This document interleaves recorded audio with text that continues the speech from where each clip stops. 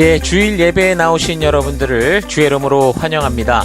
오늘 또 거룩한 예배 가운데 우리가 함께 나왔는데요. 우리 주변의 지체들과 같이 인사하며 함께 교제를 나누겠습니다. 먼저 서로 인사하시고 또 한 주간 좋았던 일, 또 어려웠던 일 서로 격려하는 그런 시간들 우리 잠시 가지고 또 계속해서 우리 예배 가운데 나가겠습니다. 함께 교제하십시다.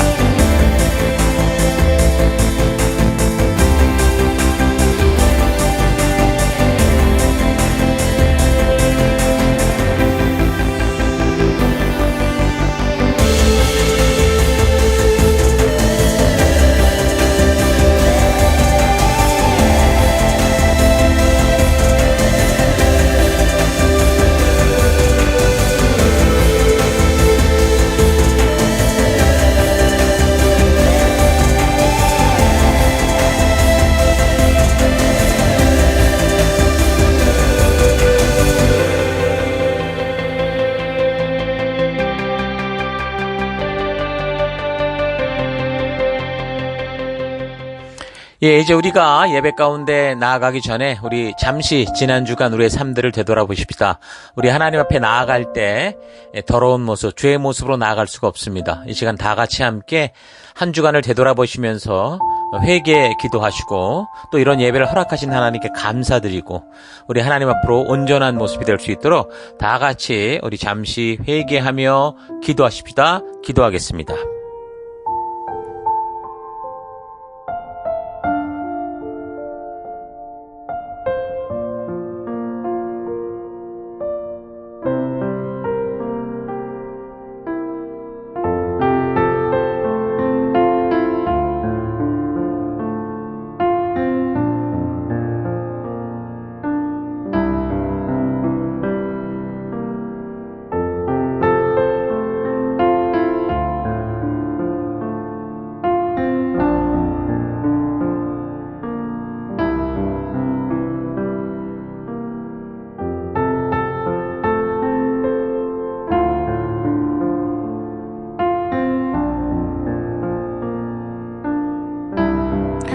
하나님, 지난 한 주간 은혜와 사랑으로 지켜주신 하나님을 찬양하며 감사드립니다. 우리가 주의 사랑으로 살면서도 늘 부족했고 또 욕심과 타협하며 살아왔던 삶을 회개합니다. 하나님, 주의 은혜로 회복되기 원합니다. 참된 예배자가 되며 복음의 증인되기 원합니다. 하나님, 이 시간 우리가 예배로 나아갑니다. 우리 예배를 받아주옵소서. 예수님 이름으로 기도했습니다. 아멘. 자, 이제 다 같이 우리가 함께 주일 우리 찬양과 경배로 나아가겠습니다. 할렐루야!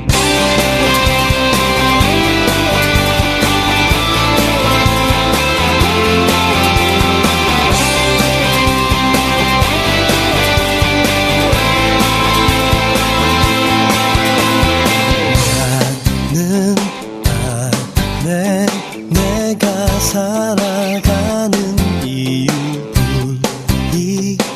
되는 것 작은 불이 큰 산 모두 태우듯이 나를 쓰소서 불을 내려주소서 내게 성령의 불을 죽어진 영혼 살릴 수 있도록 나를 태워주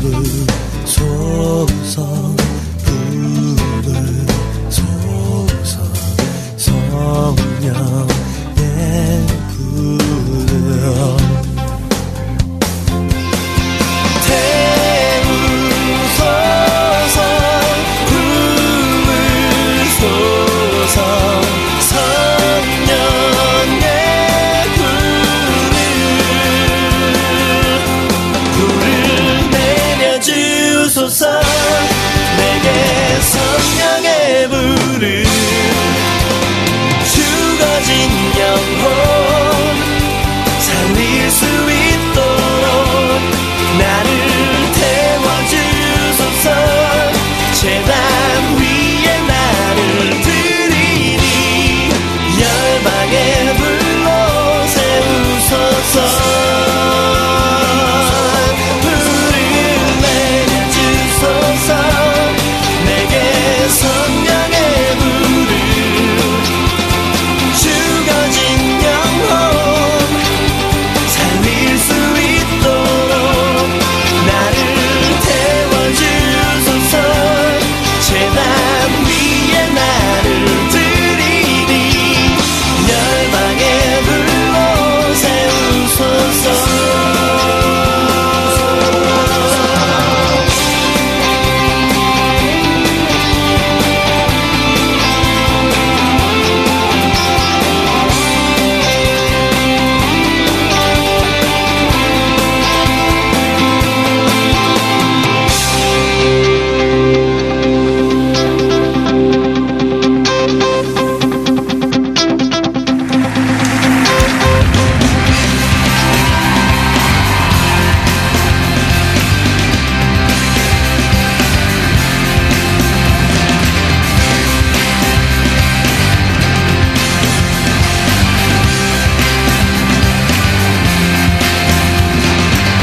Have you heard of the one called Savior? Have you heard of his perfect love? Have you heard of the one in heaven? Have you heard how he gave his son? Well, I have found this love, and I believe in the Son. Show me your way.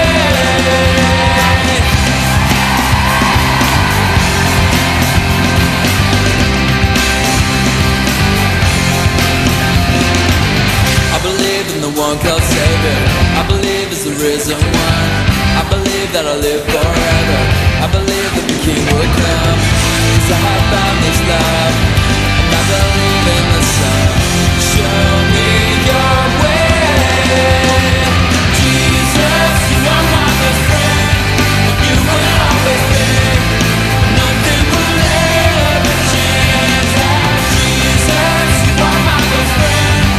You will always be. Nothing will ever change that.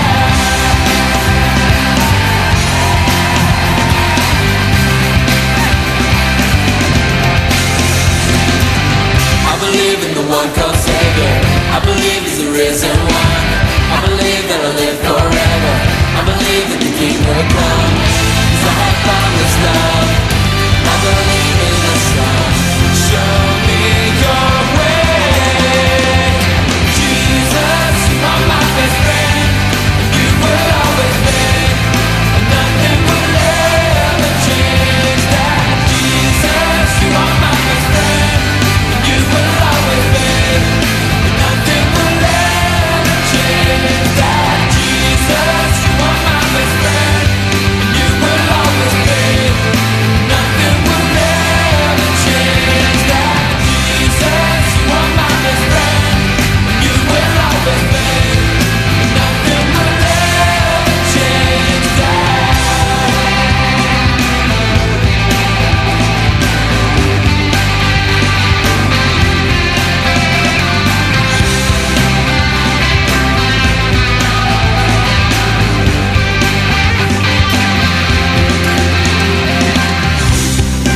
Nothing will ever change that. Nothing will ever change that. Nothing will ever change that.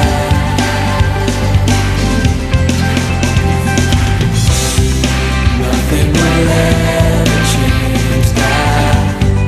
Nothing will ever change that.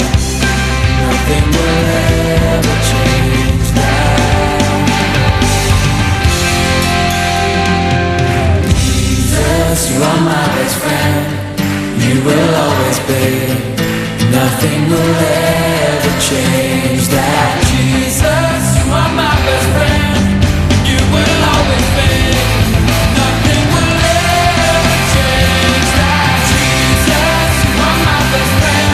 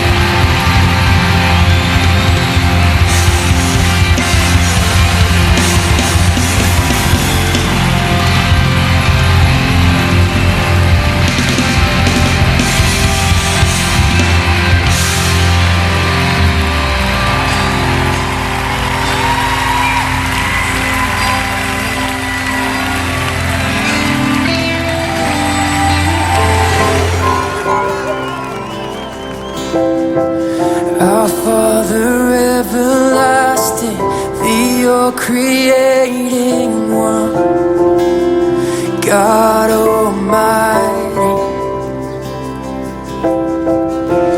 Through your Holy Spirit, conceiving Christ the Son, Jesus our Savior.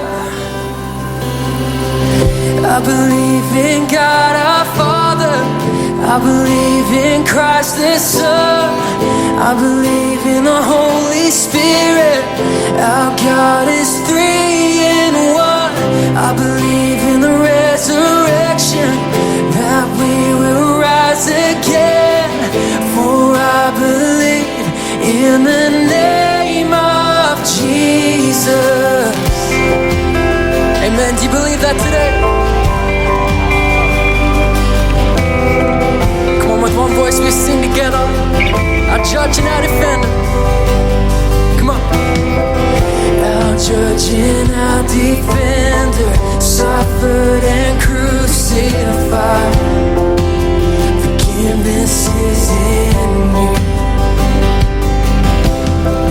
Descended into darkness, you rose in glorious light. Forever seated high. I believe in God our Father, I believe in Christ the Son, I believe in the Holy Spirit. Our God is three in one. I believe in the resurrection, that we will rise again. For I believe in the name of Jesus. I believe in you. Yes, I believe you rose again. But I believe that Jesus Christ is Lord.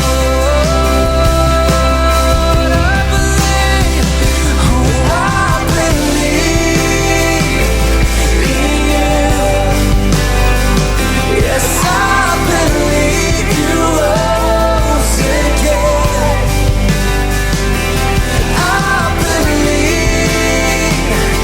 that Jesus Christ is Lord. Jesus, I believe in life eternal, I believe in the virgin birth, I believe in the saints' communion, and in your holy church. I believe in the resurrection, when Jesus comes again.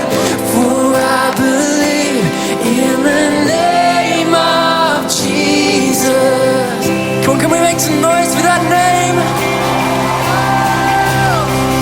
Jesus.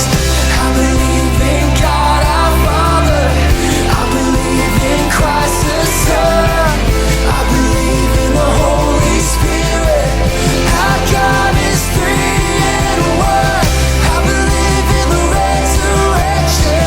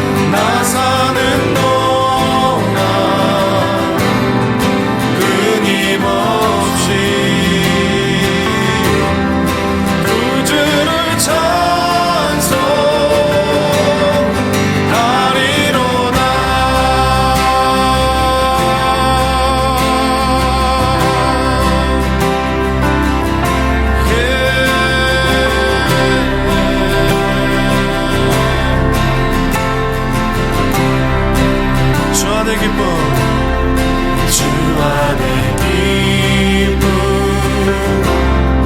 누림으로 마음의 풍랑이 잔잔하니 세상과 나는 간 곳 없고 구속한 주만 보이도다. 이것이 나의 간증이요 이것이 나의 간증이요 이것이 나의 찬송일세. 나 사는 동안 끊임없이 그 주를 찬송하리로다. 이것이 나의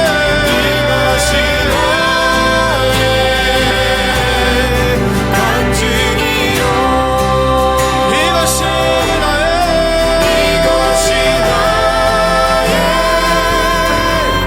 찬송일세. 나 사는 동안 끊임없이 그 주를 찬송하리로다. 그 주를 찬송하리로다.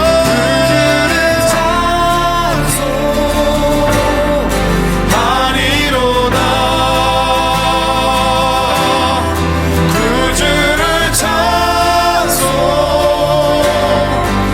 찬송하리로다.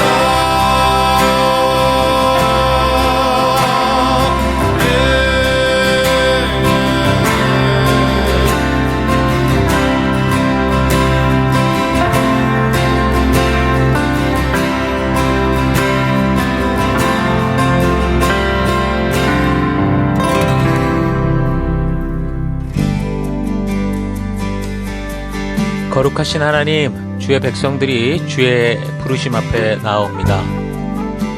지치고 상한 영혼들, 외롭고 곤고한 하루하루를 보내는 이들, 육신의 질병과 마음의 고통으로 지친 영혼들, 하나님 간절한 소망이 있는 영혼들을 위로하여 주시고 치료하여 주시고 거룩한 생명의 길로 인도하여 주옵소서.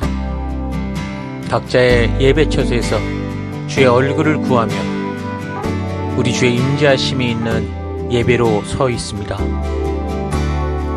우리의 예배를 받아주옵소서.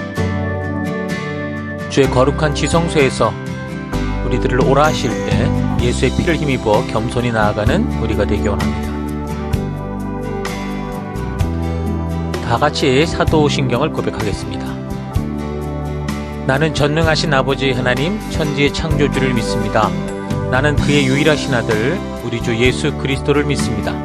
그는 성령으로 잉태되어 동정녀 마리아에게서 나시고 본디오 빌라도에게 고난을 받아 십자가에 못 박혀 죽으시고 장사된 지 사흘 만에 죽은 자 가운데서 다시 살아나셨으며 하늘에 오르시어 전능하신 아버지 하나님 우편에 앉아 계시다가 거기로부터 살아있는 자와 죽은 자를 심판하러 오십니다.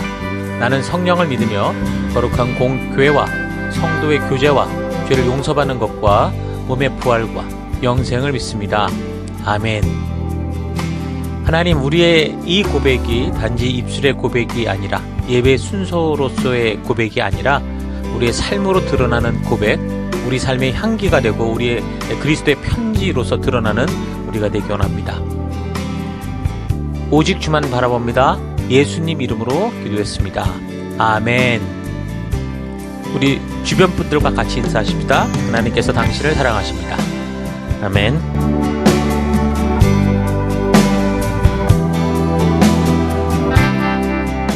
예, 9월 15일 또 우리 하나님 말씀 함께 살펴가도록 하겠습니다.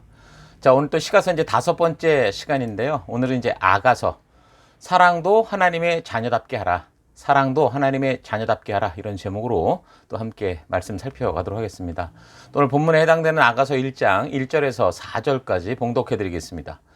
솔로몬의 아가라, 내게 입맞추기를 원하니 너의 사랑이 포도주보다 나음이로구나. 너의 기름이 향기로워 아름답고 너의 이름이 쏟은 향기름 같으므로 처녀들이 너를 사랑하는구나. 왕이 나를 그의 방으로 이끌어 들이시니 너는 나를 인도하라. 우리가 너를 따라 달려가리라.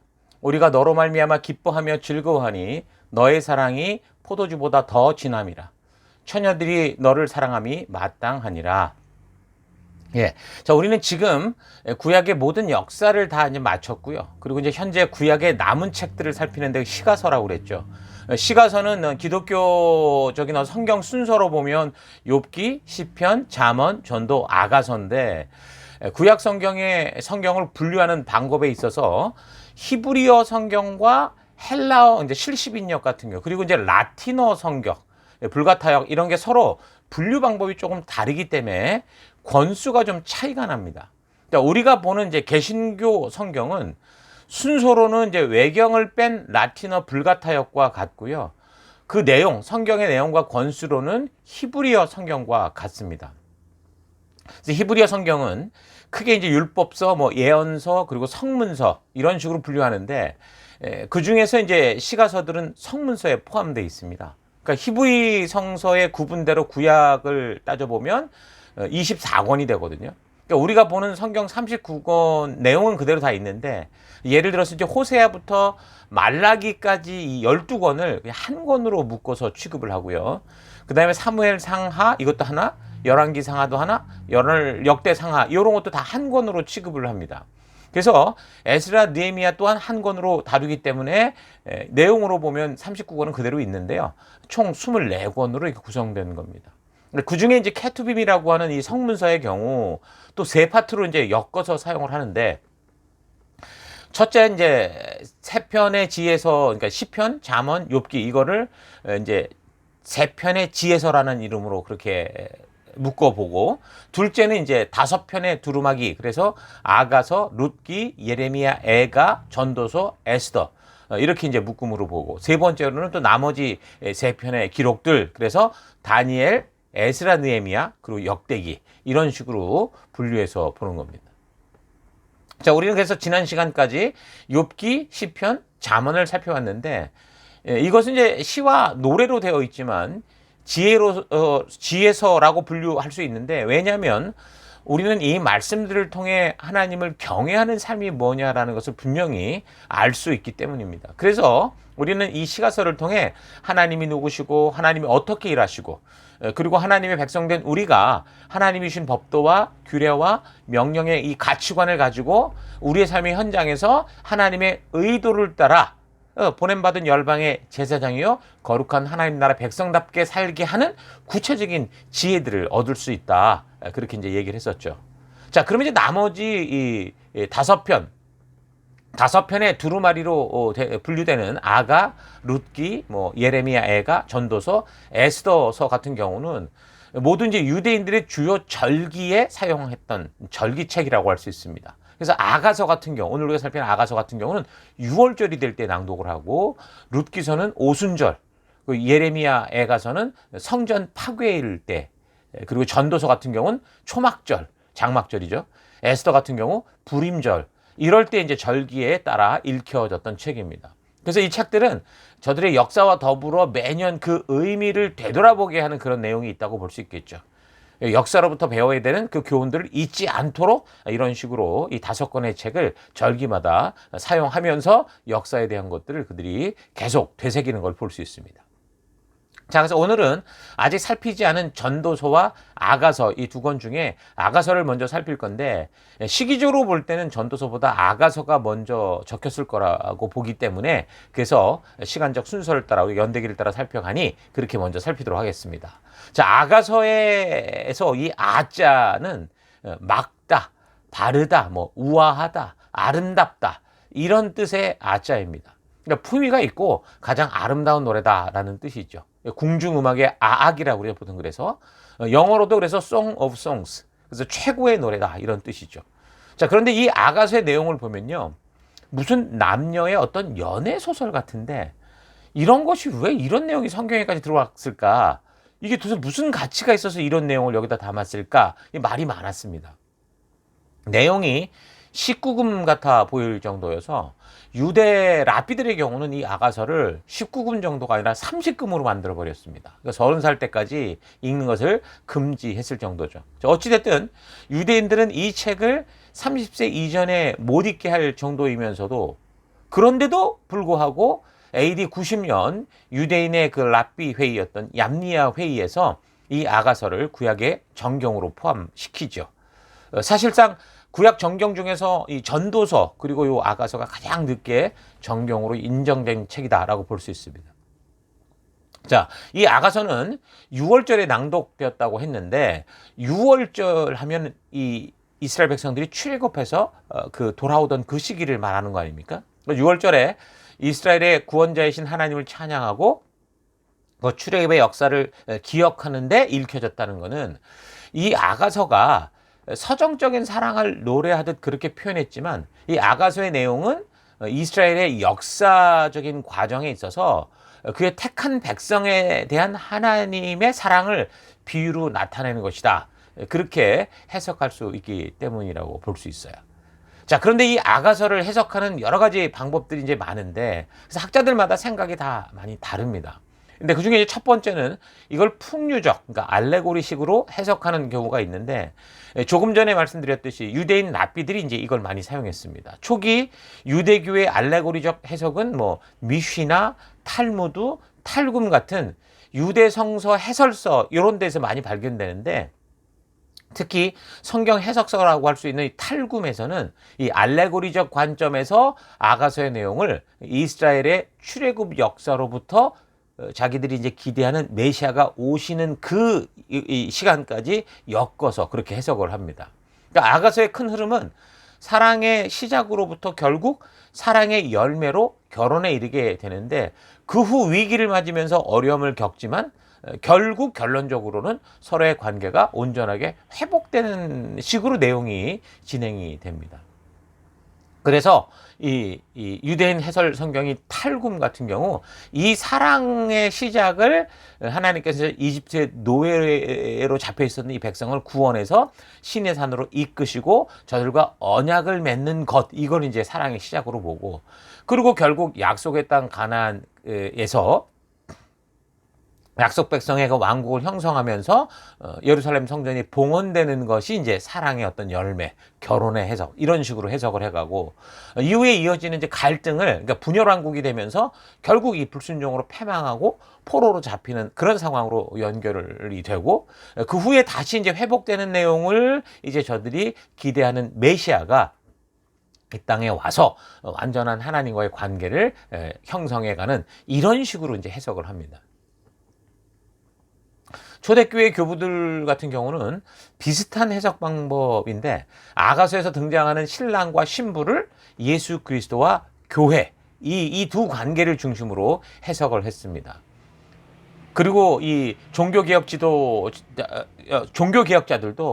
그렇고, 이후에 이제 계속해서 이 아가서의 내용을 하나님과 그의 백성, 뭐 예수 그리스도와 교회, 이런 식으로 보려는 일반적인 그 알레고리적 접근이 있었는데, 여러 가지 다양한 접근에 도전을 받아서 영향을 상실하고 있지만, 이런 해석들은 계속 꾸준히 이어져 오고 있습니다.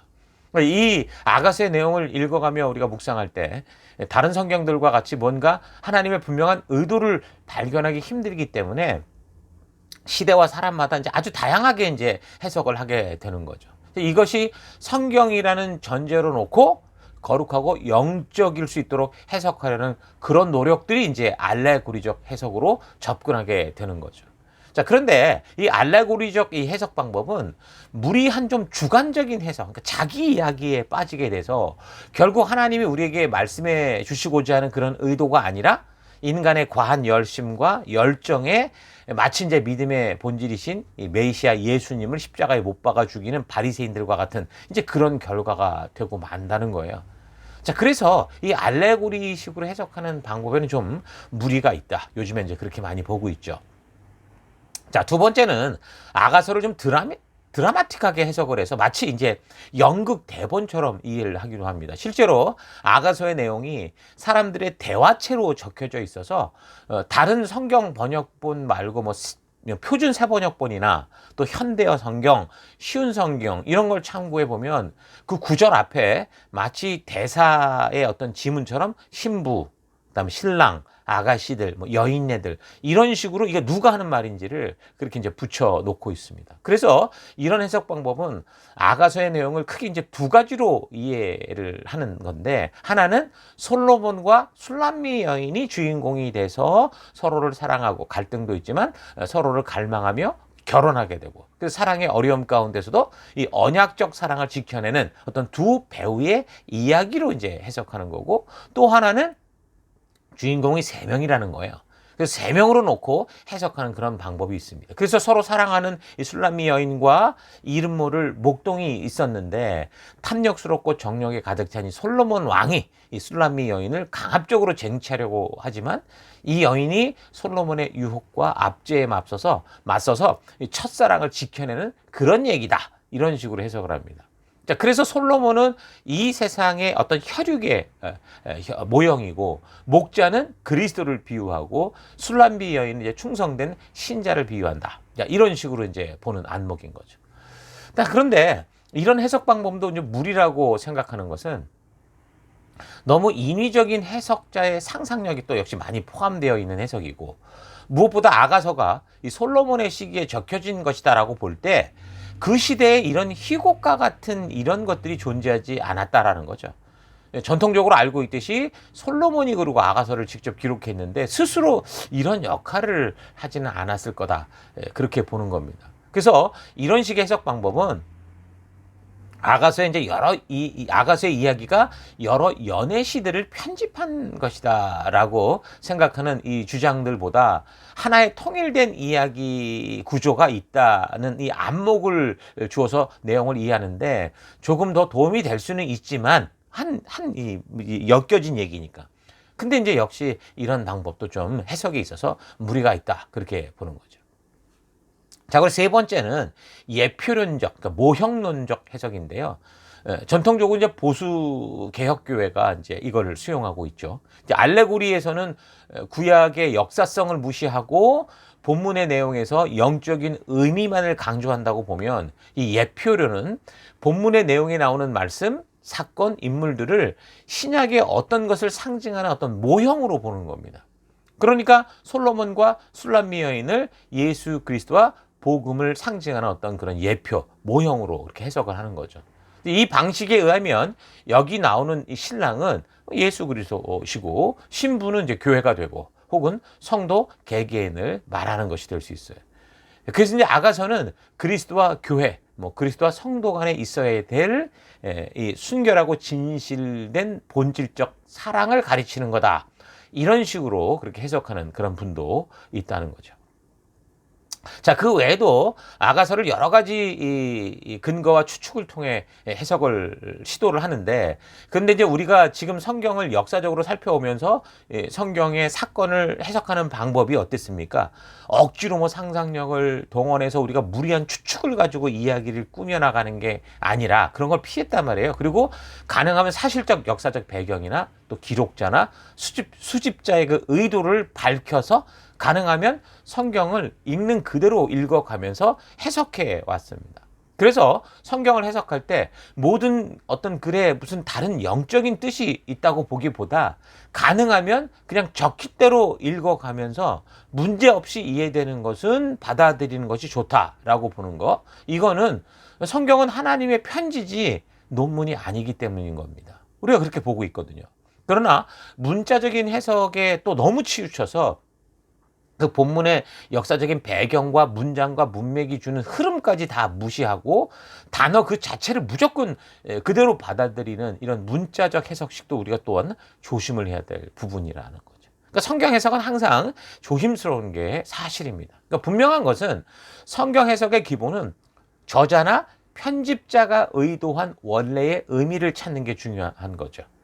각 책이 기록될 때 저자마다 분명하게 그 책을 기록하려고 의도했던 것들이 있기 때문에 그 저자의 기록 의도를 파악해야 되는 거고, 또는 그 책을 굳이 이렇게 수집하려고 했을 때 그 수집하려고 했던 그 사람의 그 의도가 있었다라는 거죠. 그래서 그 의도를 잘 파악해야 우리가 이제 이 성경의 흐름과 이 전체적인 내용을 잘 파악할 수 있는 겁니다.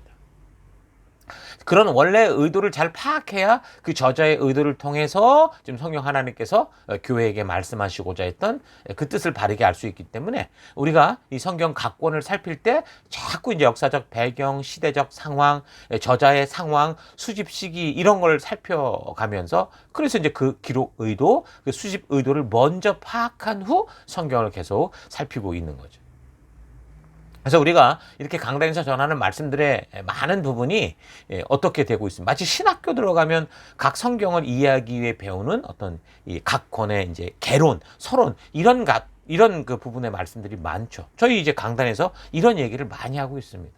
제가 신학교에서 공부를 할 때 생각이 든 게, 이렇게 성경을 바르게 볼 수 있는 안목을 주는 이런 내용을 단지 신학교에서 몇몇 사람에게만 공부할 게 아니라 이 모든 강단에서 성도들에게 이렇게 알려주면 성도들이 성경을 읽어나갈 때 최소한 헛된 길로 가지 않고 바르게 묵상할 수 있지 않을까? 이제 그런 생각을 많이 했었거든요.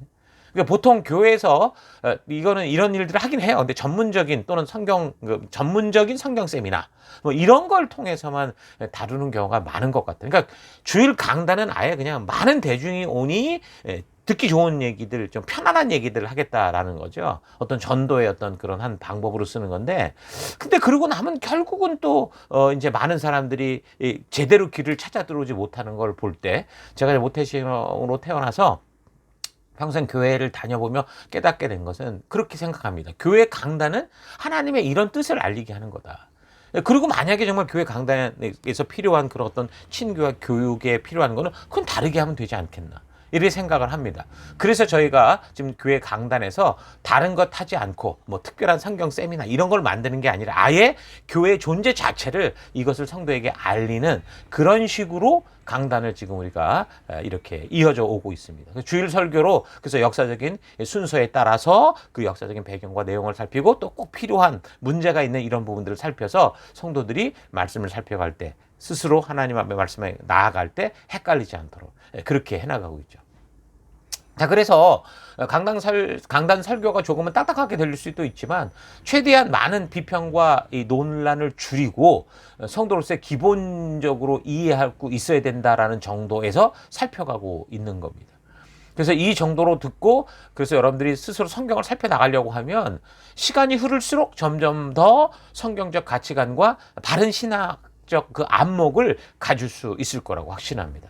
자, 그러면 우리가 살아가는 보냄을 받은 사명의 터 곳곳에 갔을 때 그게 필요한 거죠. 어떤 목사님이 어떤 특별한 사람들의 어떤 지침이 필요한 게 아니라 성경적 가치가 필요하단 말이에요. 그래서 성경적 가치관을 가지고 있으니 그 성경적 가치를 따라 그곳에서 하나님의 의도대로 살아가는 건강한 그리스도인들이 되어 살아갈 수 있다는 거죠. 자, 그래서 강단에서 이렇게 고집스럽게 역사적인 배경과 각 책의 배경을 살펴가면서 여러분들이 성경 본문을 직접 읽어가기 전에 이게 언제 어디서 누가 무엇을 어떻게 왜 적었는지를 살필 수 있는 이런 부분들을 말하는 거니까 여러분 잘 듣고 성경을 읽어갈 때 길을 잃지 않고 또 바른 마음의 하나님의 안내를 만나는 그런 길을 걸을 수 있기를 바라요. 그래서 혼자만 하는 게 아니에요. 강단이 하고 셀에서 하고 개인이 하고 또 함께 모여 나누고 이러면서 우리가 바른 길을 가고 있다는 거 잊지 마십시오. 자, 어쨌든 그래서 아가서의 기록 시기나 수집 시기가 언제인가를 좀 살펴보면 아가서의 기록 시기는 만약 그 솔로몬 왕이 저자라고 볼 때 재위 기간 중에 어떤 시점이었을 건데, 본문 6장 8절을 참고해 보면 그 재위 시기가 언제냐, 왕비가 60명이고 후궁이 80명 정도라고 하는 거를 볼 때 아마도 솔로몬 재임 초기 시기쯤이다 추측할 수 있어요. 왜냐하면 솔로몬 일생에 후궁을 700명, 첩을 300명을 뒀단 말입니다. 그렇게 이제 열왕기상 11장에 얘기를 해주고 있으니까 좀 안타깝지만 이런 걸 근거로 볼 때 후궁이 한 80명 정도면 아무래도 통치 초기 시절쯤이 아니었을까, 그렇게 볼 수 있다는 거죠. 그래서 전통적으로 이 아가서의 저자는 이제 솔로몬으로 보는데 이 솔로몬이 아니라 다른 지혜자의 글이다라고 주장을 하기도 합니다. 그 이유들 중에 예를 들면 솔로몬의 일생을 볼 때 그가 살아왔던 결혼관과 지금 아가서가 말해주는 결혼관에 차이가 있다는 거예요. 실제 솔로몬은 아내와 첩을 1000명을 줄 정도로 정치적 목적과 권력 유지를 위한 수단으로 이용을 했죠. 그래서 아가서에 나오는 것처럼 뭐 순수하고 뭐 열정적이고 한 여인을 향해 아름다운 사랑을 펼치고 이런 주인공은 아니었다는 거예요. 또한 탈무드의 기록을 보면 히스기야와 그의 동료들이 아가서를 기록했다고 적혀 있기도 하기 때문에 그래요. 탈무드라는 것은 어쨌든 관련된 이 이스라엘의 역사의 이야기들이니까. 자, 그리고 아가서의 표현 방법들이 솔로몬 시대에는 나올 수 없고 좀 훨씬 후대에 사용되는 표현법들이 많이 있기 때문이다. 이렇게도 하는데 예를 들면 한글이 창제된 뭐 시기에 우리나라 한글과 지금 우리가 사용하는 한글의 표현법, 이 기록의 표시도 조금 다른 게 있잖아요. 그런 거와 같다는 거죠. 그러니까 성경 비평을 하는 차원에서 많은 의문점을 주장하고 있기는 하지만 그 또한 확실하게 저자를 뒤엎을 만한 어떤 확실한 근거를 가지고 있지 못하기 때문에 우리는 가능하면 늘 이게 본문을 근거로 살펴갈 수 있도록 하는 게 좋죠. 그렇게 보면 솔로몬의 아가다 이렇게 표현도 하고 그 다음에 솔로몬의 이름이 계속 언급되고 있고 또한 솔로몬을 왕으로 5차례나 언급을 하고 있고 그러니까 그리고 이런 정도의 글을 적을 수 있는 어떤 그런 저작 능력을 볼 때도 그렇고 또한 아가서의 내용 중에 솔로몬이 적었다고 인정하는 잠언과 굉장히 유사한 구절들이 또 나오고 있고요. 또 예루살렘과 그 주변 자리의 지리, 그러니까 예루살렘의 지리에 아주 익숙한 것을 볼 수 있고 또 솔로몬에게 왕후와 후궁이 많았다 이런 걸 볼 때, 그러니까 이런 본문의 내용을 볼 때 이 솔로몬은 솔로몬이 아가서를 적었다라고 보는 게 많이 타당하다는 거죠. 자, 그렇다면 기록 목적은 무엇이었을까? 또 수집 목적이라고 할 수도 있고요.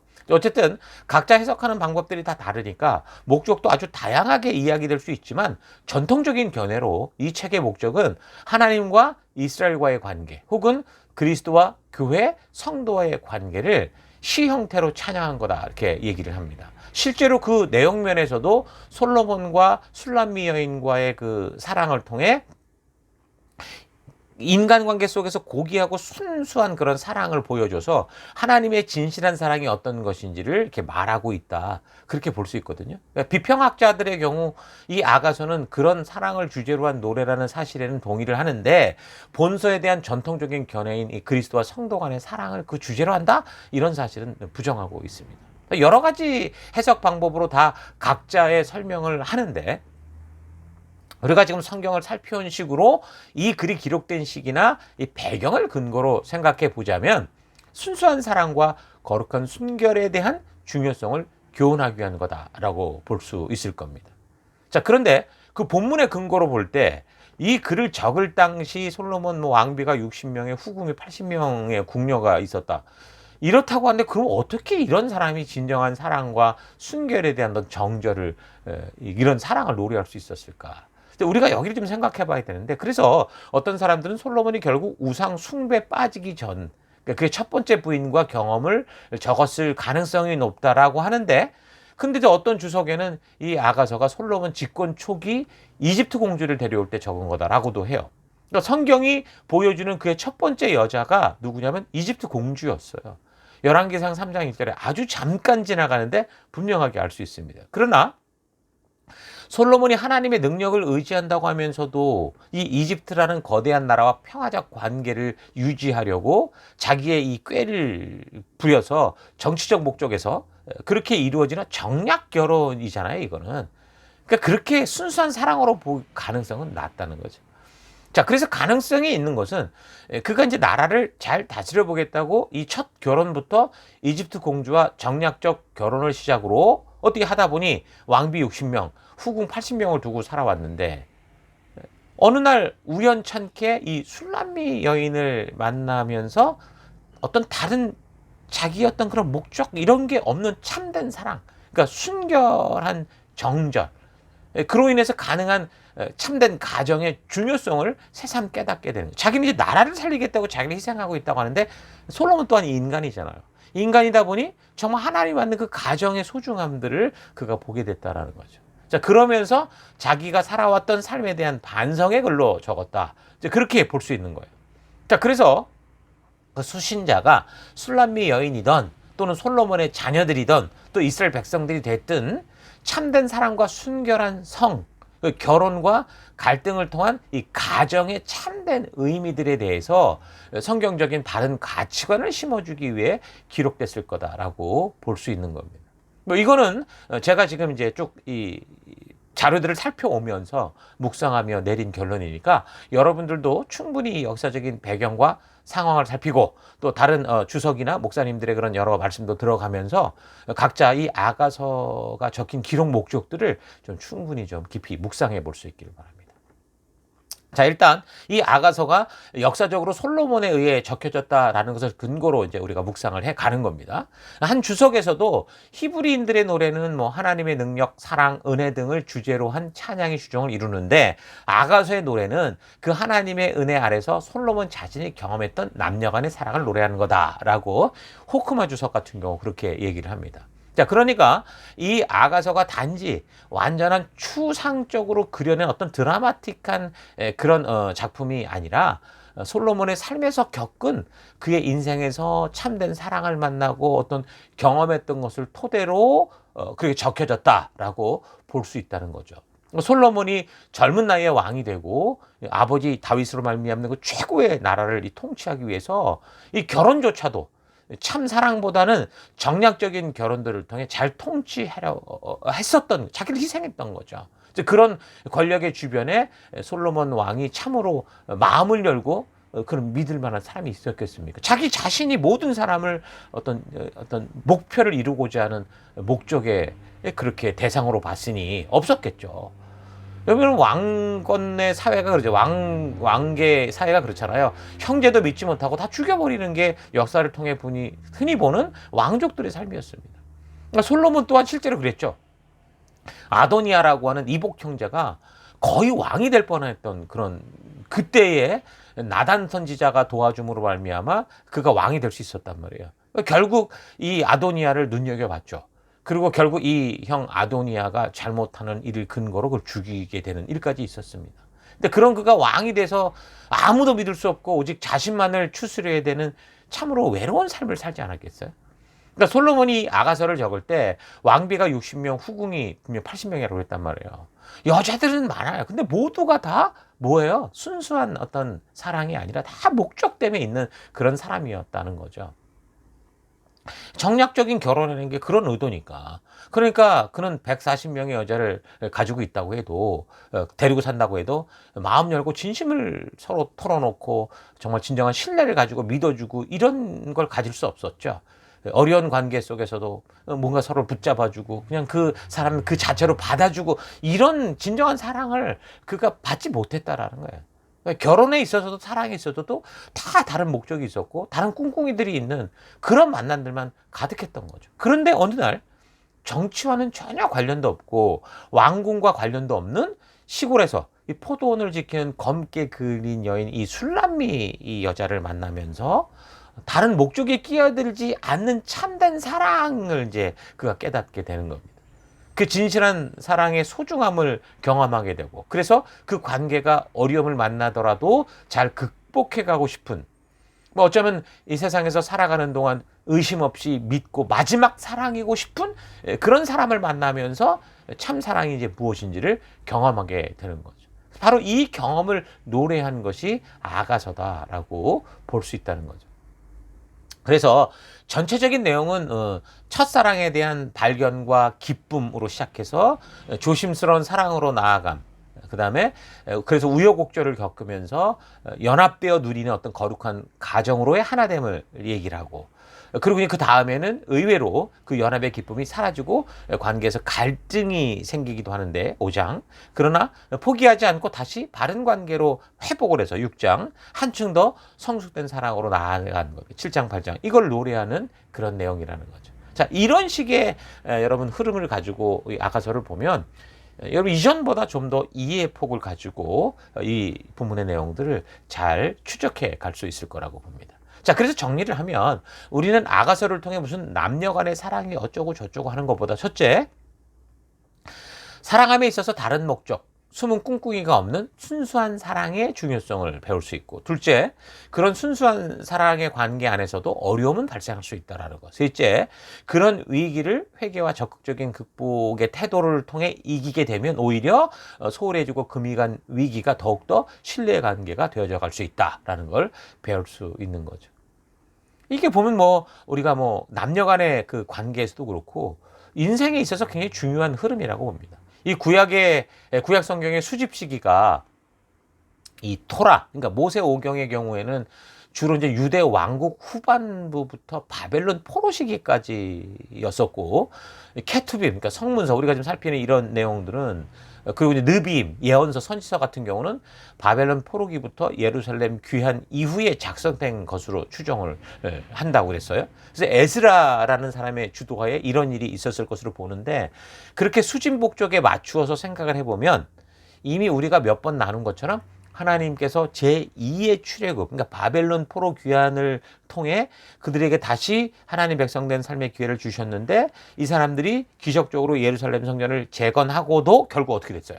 또 주변의 우상들과 주변 세상 문화에 휩쓸리고 있었던 거죠. 그 증거가 이방인과의 결혼의 문제, 이런 것들이 역사적으로 있지 않았습니까? 그런 걸 생각하면서 하나님과 맺은 언약, 우리가 이렇게 제2의 출애굽을 이룰 수 있어서 구별된 삶을 살아가야 되는 그런 이유, 그런 하나님 나라 정체성을 잊지 말아야 되는데 이걸 잊어가니까 이런 아가서를 통해서 그 순수한 사랑이란 이런 거다. 하나님의 말씀대로 실천되어져가는 거룩한 가정, 하나님의 나라, 우리의 사명이 이런 거다. 또한 그래서 이방의 문란한 성적 문화로부터 거룩한 하나님 백성답게 살아갈 수 있도록 하는 그런 의도. 레위기 18장에 분명히 이 세상에 아주 더러운 세상의 그 음란한 이 금지해야 될 법들을 하나님 다 말씀하셨다고 그랬잖아요.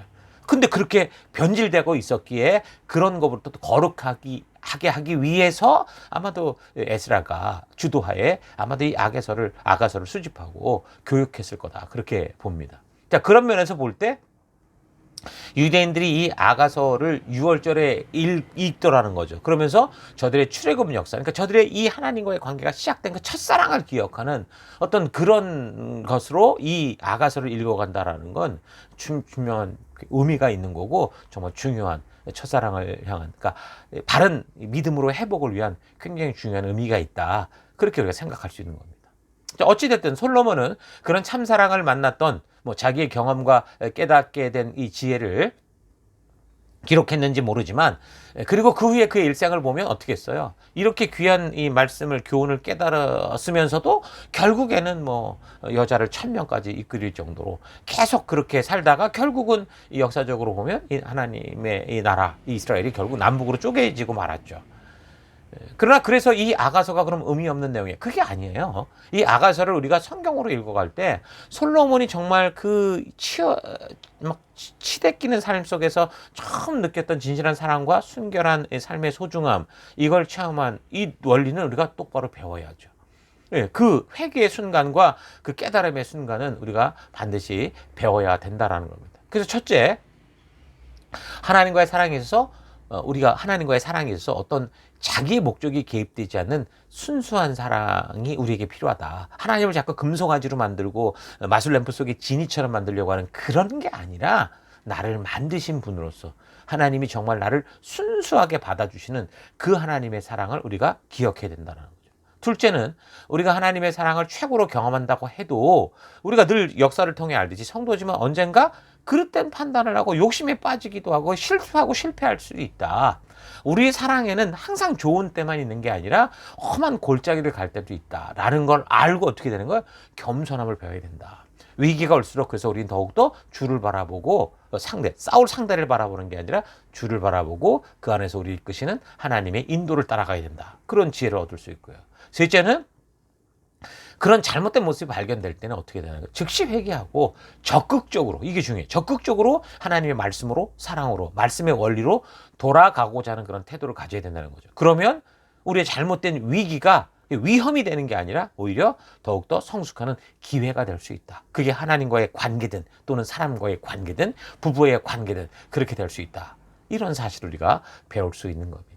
그러니까 하나님께서 예수님을 이 땅에 보내셔서 새 언약을 성취해 주시고 성령님으로 말미암아 교회와 성도를 끝까지 책임져 주시고 사랑해 주시는 그 하나님의 순수한 사랑의 중요성을, 그 하나님의 그 신실한 마음을 우리는 아가서를 통해 잘 분별할 수 있어야 돼요. 그래서 하나님은 사람을 향해 다른 숨은 계획을 가지고 있는 분이 아니고 순수한 사랑을 원하시는 분이에요. 우리에게 모든 걸 보이시는 분이세요.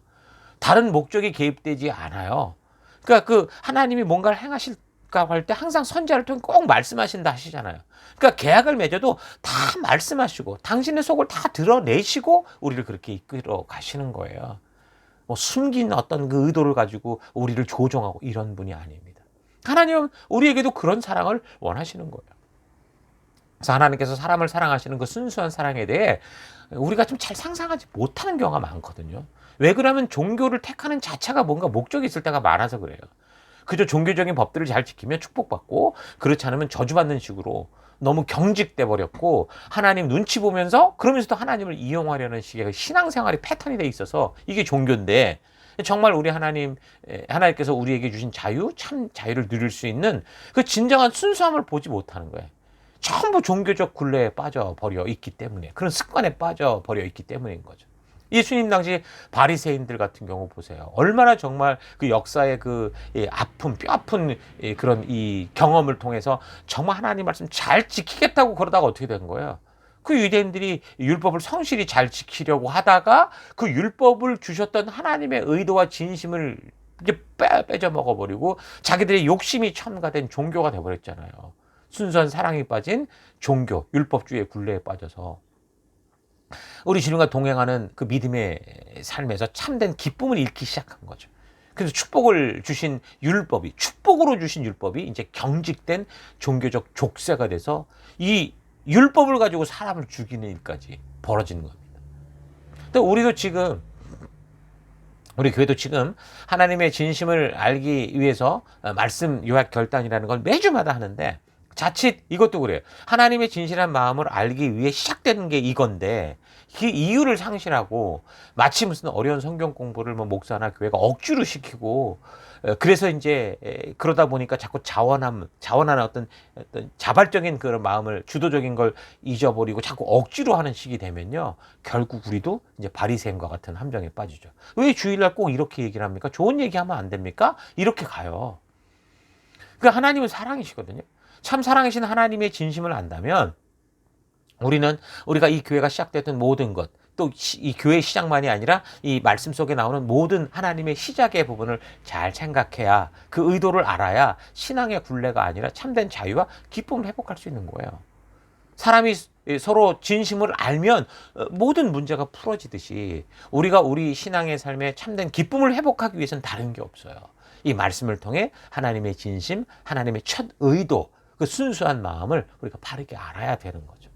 자, 그래서 이 아가서를 여러분 차분히 읽어보면 우리는 그 권세와 능력을 주신 하나님께서 힘과 법으로 사람을 복종하고 굴종하게 하는 분이 아니라 끝까지 은혜와 사랑으로 사람을 얼마나 존중하시고 인격적으로 대하시는지, 사랑의 대상으로 보시는지 그 깊은 마음을 알 수 있게 되는 거죠. 하나님이 주신 그 놀라운 자유의 힘을 가지고 육체의 기회를 삼지 않고 진정한 인격적 자유함을 누리는 그런 성도로 성장하기를 바랍니다. 하나님을 단지 전능한 신으로만 보는 신앙과 하나님을 이렇게 인격적 관계가 가능한 신으로 보는 것과는 겉으로 드러나는 종교 생활은 비슷할지 모르지만 너무도 다른 방향으로의 신앙 생활에 길이 생기게 됩니다. 그러니까 전능성만 강조하면 이 바리새인이나 욥의 친구들처럼 이 진리로도 사람을 죽이는 신앙 패턴이 되죠. 하나님의 전능하심과 인격적 관계를 원하시는 이 하나님을 우리가 그래서 균형 있게 만날 수 있어야 돼요. 예수님의 십자가가 바로 그걸 정확히 보여주지 않습니까? 십자가는 죄에 대한 단호한 죽음이에요. 타협 없는 심판을 보여주는 공의인 동시에 그 죽음이 바로 뭐예요? 우리를 위한, 나를 위한 사랑이다라는 걸 공의와 사랑을 그대로 보여주시고 있잖아요. 하나님에 대한 바른 이해는 우리의 신앙생활에 참 중요한 기초 요소다라는 거 여러분 잊지 마시고 성경과 역사를 차분히 살피면서 우리에게 계시해 주시는 하나님이 어떤 분이신지를 바르게 알아갈 수 있기를 바랍니다. 자, 성경이 말씀하는 주제는 사랑이라고 그랬어요. 성경은 내가 원하고 내가 느끼고 하고 싶은 대로 하는 거를 사랑이라고 하지 않아요. 욕심이다, 욕정이다 그렇게 얘기를 합니다. 그래서 우리는 사랑이 필요한 존재들이지만 이 사랑을 성경을 통해 바르게 배우고 훈련하지 않으면 안 돼요. 성경이 말하는 사랑과 세상이 말하는 사랑에 대해서 여러분 말씀을 통해 잘 분별해야 돼요. 이게 분별이 되지 않으면 세상에 거짓된 정욕들이 다 교회 안으로 들어와요. 동성애도 사랑이라고 이해해야 된다고 그러잖아요. 이상한 짓이 벌어지는 겁니다. 여러분 하나님의 이 사람을 향한 진정한 사랑, 왜 우리를 사랑했는지 그 이유는 우리가 알 수 없지만 하나님께서 우리를 너무도 사랑하셨다라는 것은 이 성경과 역사를 통해 분명히 알 수 있어요. 독생자 예수 그리스도를 십자가에 못 박아 죽이시기까지, 그 피로 말미암아 우리를 구원하시기까지, 그 구원된 인격들이 하나님의 사랑을 알고 함께 하나님과 동행하는 사람이 되기까지 하나님은 사람을 사랑하시고 그 사람이 바르게 성장하기를 원하십니다. 여러분 아가서를 통해 사람을 사랑하는 하나님의 그 깊은 심정, 순수한 사랑, 교회를 사랑하시는 예수님의 그 깊은 마음을 만날 수 있기를 바랍니다. 그런데 이런 하나님의 사랑에 의해서 시작된 이 하나님의 편지, 이 말씀이 왜 어떤 이들에게는 율법이 돼서 목을 조르고 협박하는 것처럼 들릴까? 그건 분명한 거예요. 이 성경을 통해, 역사를 통해 하나님의 진심을 만나지 못해서, 거듭나지 못해서 그런 겁니다.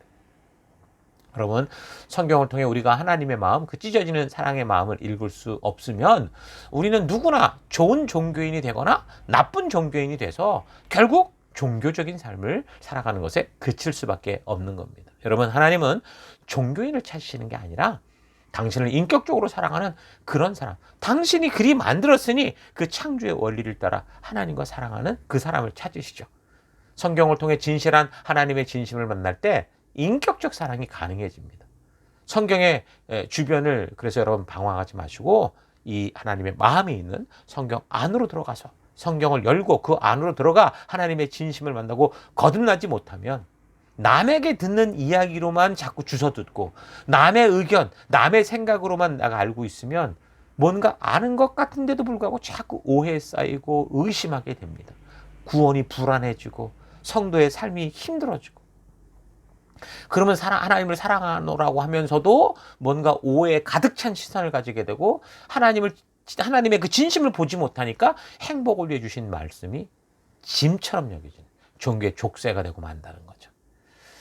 자, 이런 사실 잊지 마십시오. 자, 이 아가서를 통해서 우리가 예수님의 사랑을 만나며 감격과 기쁨 속에 정말 순수하게 하나님의 진심을 믿고 했었던 그 첫사랑들을 잘 기억했으면 좋겠어요. 그래서 이 세상에 절대 휩쓸리지 않고 살아가겠다고 결단했던 그 처음 순간들을 우리가 잘 기억해서 우리의 삶 속에서 진정으로 순수한 사랑과 하나님과 사람 앞에서 거룩한 순결을 지켜내는 여러분과 제가 되기를, 거룩한 백성으로 살아가는 우리가 되기를 바랍니다.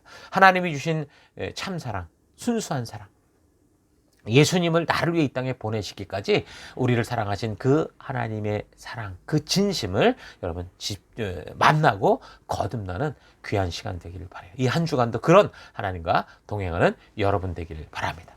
자, 그럼 다음 주 계속해서 우리 시가서의 마지막 전도서를 살피도록 하겠습니다. 들은 말씀을 가지고 우리 잠시 묵상하며 기도하십시다. 잠시 묵상하시겠습니다. 하나님은 우리로 하여금 행복과 사랑 속에 살아가기 원하십니다. 그래서 우리에게 진실한 사랑과 순결하게 지켜지는 이 성적인 정결을 통해서 귀하고 소중한 가정을 만들 수 있도록 하셨죠. 그래서 그런 가정에서 하나님이 찾으시는 거룩한 생명들이 태어나고 하나님 나라가 이루어져 갈 수 있도록 하신 겁니다. 근데 오늘날 얼마나 하나님 앞에서 거룩해야 될 순결과 사랑이 너무도 쉽게 욕정과 욕망대로 살아가도 된다라는 이 세상의 문화에 오염되어 더럽혀지고 있습니까? 레위기 18장에서 이집트의 성적인 문화처럼도 살지 말고 가나안 백성들이 즐기는 성적인 문화처럼 살지도 말고 오직 하나님이 말씀하시는 하나님 나라의 법도와 규례와 명령의 가치를 따라 살라 하시면서 세속의 성적으로 더럽혀진 행위들을 일일이 나열했어요. 거기에 보면 절대로 그래서 이렇게 하지 말라고 명령하셨습니다. 그런데 오늘 이 시대에 그 레위기 18장에서 금하신 그 성적인 타락들이 아주 당연한 듯이 유행처럼 저질러지고 있는 거죠. 여러분, 이 아가서를 통해서 그래서 인간과 윤리와 도덕의 세계관, 그러니까 하나님이 주신 그 법도와 규례와 명령의 가치 속에 있다라는 것을 확실하게 배울 수 있기를 바랍니다. 인간들이 살아가는 윤리, 도덕, 이 모든 세계관은 말씀에서 나오고 창조주로부터 나오는 거예요. 하나님은 성적인 사랑을 금하시는 분이 아니고요. 하나님이 창조하신 질서 안에서 그것을 즐기고 누려라라고 말씀하십니다. 전도서에서 말씀하시기를 11장 9절 젊은이여 젊을 때 젊은 날 즐겨라. 네 마음과 눈이 원하는 길을 따라가라. 이렇게 말씀하십니다. 그러나 그거로 끝이 아니고 뭐라고 말씀하시냐면 다만 네가 하는 이 모든 일에 하나님의 심판이 있다는 것을 잊지 말아라. 다시 말하면 하나님이 원래 만든 이 창조의 뜻 안에서 살아가라는 거예요. 그래서 이런 의미를 잘 기억하시면서 한 주간 각자 살아가는 삶과 사역의 현장에서 하나님이 예수 그리스도를 통해 보여주신 참 사랑을 기억하면서 여러분 순결하고 정결한 주의 신부가 되어 성도가 되어 말씀 따라 믿음으로 용기 있게 이 세상의 어두운 이 폭풍 속을 뚫고 나아가면서 참된 사랑, 하나님의 진실한 사랑을 열방 가운데 알리는 그런 빛된 우리가 되기를 바랍니다. 자, 이런 이 부르심을 우리 기억하면서 함께 기도하기 원하는 것은 첫째, 하나님이 주신 소중하고 순결한 사랑을 잊고 결국 후회하고 돌이킬 수 없는 헛된 세상의 것에 애착을 갖고 욕심을 버리지 못해왔던 것 회개합니다. 둘째, 하나님 죄를 소홀히 여기고 자꾸 타협하고 즐기는 욕심, 욕정들을 따라갔던 것 회개합니다. 셋째, 하나님, 예수님께서 보여주신 사랑이 아니라 내 느낌과 원하는 것을 따라가고자 하는 그런 사랑을, 그런 욕심을 따라와서 했던 것 회개합니다. 회개하시고, 네 번째, 하나님, 내가 살아가는 곳곳에서 주의 순결한 신부답게 우리 하나님께서 직접 주신 법도와 규례와 명령의 의도를 알고 그 가치를 따라 하나님의 나라를 이루는 내가 되기를 원합니다. 그 길 걷기 원합니다. 우리 다 같이 잠시 기도하겠습니다. 기도하십시오.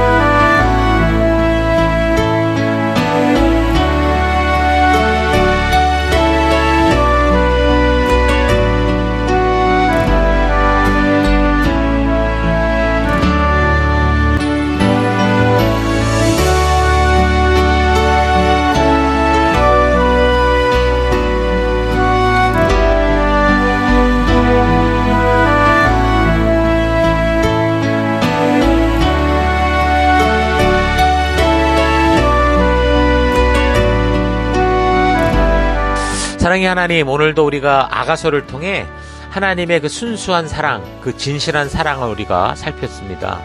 하나님이 주신 소중하고 이 순결한 사랑이 우리 가운데 있기에 우리가 존재하면서도 그런 하나님의 마음을 잊고 결국 후회하고 돌이킬 수 없는 그 헛된 세상의 것들에 애착을 갖고 욕심과 욕정을 버리지 못하며 살아왔던 것 회개합니다. 용서하여 주옵소서. 죄를 자꾸 소홀히 여기고 타협하고 즐기는 이런 삶들, 이런 태도를 회개합니다.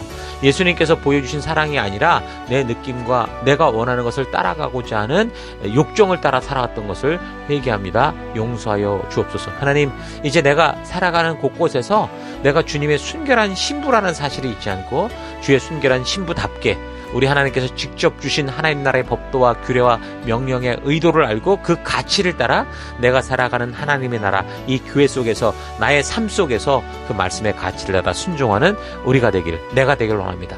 이 한 주간도 그런 길 가운데 순결케 하시고 순결한 길로 인도하실 하나님 찬양드리고 감사드리며 예수님 이름으로 기도했습니다. 아멘.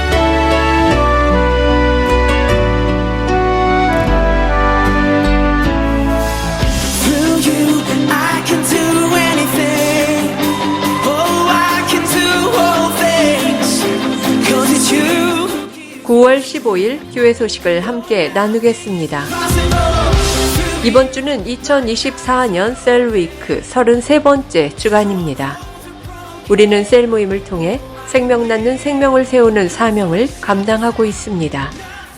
생명 낳는 생명을 세우는 사명은 하나님의 전적인 은혜로 구원받은 모든 성도들의 존재의 이유입니다. 이것을 위해 우리가 구원받았고 우리가 이곳의 한 교회로 모여 하나님 나라를 이루며 지금까지 달려가고 있는 것입니다. 그러므로 모든 성도는 영적인 가정 셀에 속하여 말씀의 기초를 확실하게 쌓으며 그 말씀 위에서 지체들과 서로 격려하며 하나님께서 순종하는 우리를 통해 이루시는 치료와 회복의 놀라운 은혜들을 누리시기 바랍니다. 사랑의 돌봄과 성경과 역사 교육, 이것이 가장 중요하고 부름받은 자들의 핵심적인 사명인 것을 잊지 말고 셀 모임으로 적극적으로 모여주시기 바랍니다. 9월 셋째 주인데요. 매월 세 번째 주간 저희 교회가 집중하는 사역 포인트는 전도입니다. 이 한 주간 더더욱 집중하여 하나님께서 우리를 부르신 증인된 사명에 순종하는 삶으로 나아갈 수 있기 바랍니다. 전도는 성도가 구원받은 이유이고 교회로 존재하는 목적임을 잊지 말고 더더욱 우리의 삶의 현장에서 사람들을 하나님의 마음이 있는 곳으로 인도하고 회개하고 하나님 나라로 들어올 수 있도록 하는 전도에 힘쓰는 우리가 되십시다. 저희 교회를 새로 방문해 주신 지체들을 환영합니다. 오늘 이곳 예배당 예배에 그리고 영상 온라인 예배에 처음 참석해 주신 분들을 주의 이름으로 환영합니다. 우리를 이곳에 부르시고 함께하게 하신 하나님께 감사하고 그 사랑으로 우리 모두 함께 귀한 교회로 하나 되는 시간들이 되기를 바랍니다. 오늘 예배 후 성도의 교제는 본당 옆 건물 1층 로버트 화이트홀에서 모이게 됩니다. 함께 오셔서 귀한 성도의 교제 가운데 하나님의 은혜와 축복을 경험하실 수 있기 바랍니다. 예배 후 교제는 스캇교회의 오후 예배가 있어서 4시 50분까지 마치고 모두 함께 교제했던 테이블이나 의자들을 정리하신 후 5시까지 퇴실합니다. 이어지는 교제는 멜번시티 곳곳에서 자유롭게 누리시기 바랍니다. 다음 주일 예배도 계속해서 스캇처치 예배당에서 예배 드립니다. 우리가 예배를 드리고 있는 멜번시티 CBD 안에 있는 스캇처치 본당에서 2시에 예배를 드립니다. 미리 예배 시간 5분 전까지 오셔서 거룩하고 귀한 예배, 하나님의 말씀으로 거듭나는 예배 되도록 하십시다.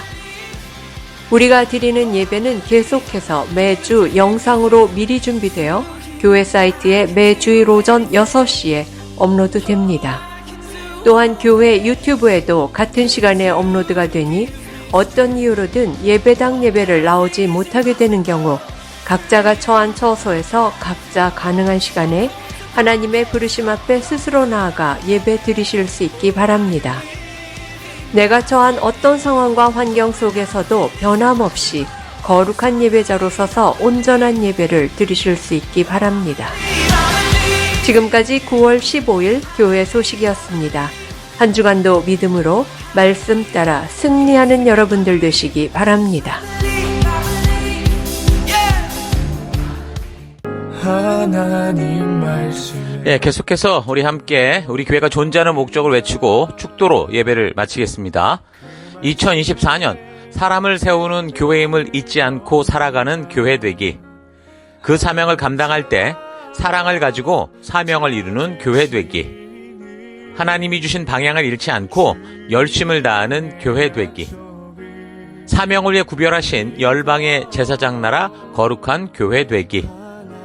어떤 상황과 환경 속에서도 하나님의 말씀대로 용기 있게 순종하는 교회 되기.